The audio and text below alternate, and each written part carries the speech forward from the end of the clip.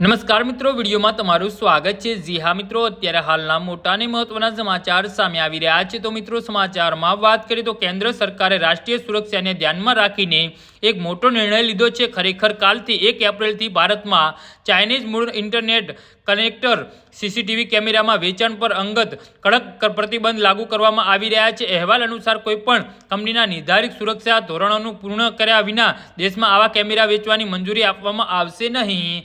જી હા મિત્રો, સરકારના નવા નિયમ અનુસાર સીસીટીવી કેમેરા બનાવતી કંપનીઓ તેમના ઉત્પાદન સંબંધિત વ્યાપક ડેટા સરકાર સાથે શેર કરવાની આવશ્યકતા છે। વધુમાં તેઓએ ખાતરી કરવી આવશ્યકતા છે કે આ ઉપકરણો સાથે સંકળાયેલા ડેટા ભારતની બહાર ટ્રાન્સફર ન થાય। આ નિયમોનું પાલન કરવામાં શ્રેષ્ઠ રહેતી કંપનીઓને ઉત્પાદન પર પ્રતિબંધ લાગી શકે છે। વધુમાં એવું સૂચવવામાં આવ્યું છે કે આ નવા નિયમોમાં ખાસ કરીને ભારતીય બજારમાં મુખ્ય ચીની કંપનીઓ જેમ કે હિકવિઝન, દુહુઆ અને જેની હાજરીમાં અસર કરી શકે છે, કારણ કે તેમના ઘણા ઉત્પાદન હવે આ નવા સલામતી ધોરણોનું કાર્યક્ષેત્રમાં આવે છે।